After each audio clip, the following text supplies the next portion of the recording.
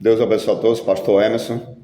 Na primeira carta do apóstolo Paulo, à igreja de Corinto, capítulo 3, versículo 16 e 17, ele escreveu assim: Não sabeis vós que sois o templo de Deus e que o Espírito de Deus habita em vós? Se alguém destruir o templo de Deus, Deus o destruirá, porque o templo de Deus, que sois vós, é santo.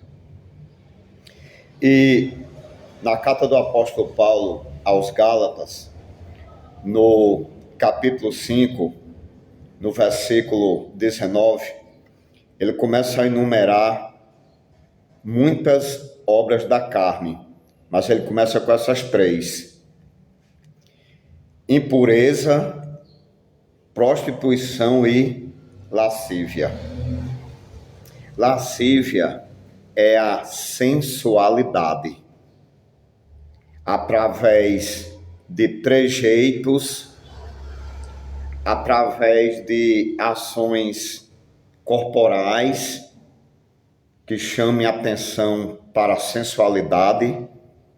E aqui eu quero falar sobre as mulheres cristãs, porque o corpo de uma mulher é uma arma, ou para o bem ou para o mal. E ele vai dizer que no versículo 21 de Gálatas 5, quem pratica essas obras, as obras da carne, e aqui eu estou enumerando três: impureza, prostituição e lascívia, principalmente a lascívia, que é a sensualidade, não herdarão o reino de Deus. Então, uma mulher que diz ser uma cristã, anda com a Bíblia, dá a paz do Senhor, ora, está no conjunto, mas expõe o seu corpo à sensualidade, tem alguma coisa errada e mais, está colocando em risco a salvação. Porque o apóstolo Paulo falou no versículo 21, quem comete tais obras não herdarão o reino de Deus. Ora, se um cristão não vai herdar o reino de Deus, ele vai para onde? Lá em 1 Timóteo, capítulo 2, versículo 9, o apóstolo Paulo, ele exorta as mulheres cristãs a se ataviarem trajes honestos, com pudor e modéstia.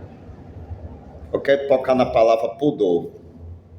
Pudor é o sentimento de vergonha, recato ou reserva. Trata-se da tendência natural ou moral de proteger a própria intimidade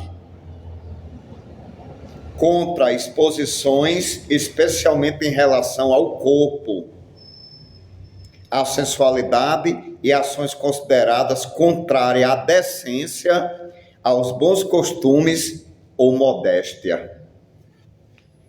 Isso é muito sério. Isso é muito sério.